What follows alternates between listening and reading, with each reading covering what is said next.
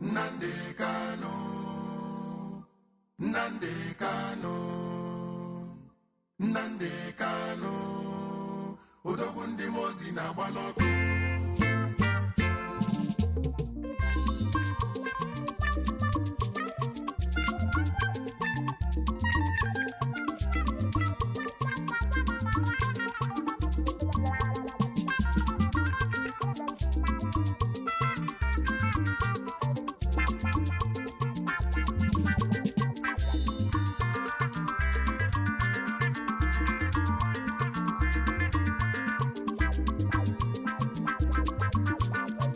Chukwu ka na-ekwu okwu, Obinigwe na-ekwu okwu, ogwe eluigwe gbalụ Jehova ya lee.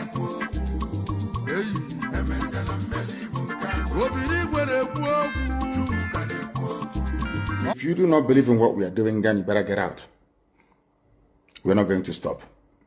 God knows we can never stop until Biafra is restored. We are peace-loving people. We abhor death and killing of another soul. It's in our nature, that's how we are. But because of that, they have been coming and killing us all these years. We've kept quiet. They've been killing and killing and killing quiet. We have a case at the ICC. We have a case at Africa Union. We have a case at, what else again? Pending before the UN in New York. We've been to Geneva to tender our case. Before UN, till today, nothing.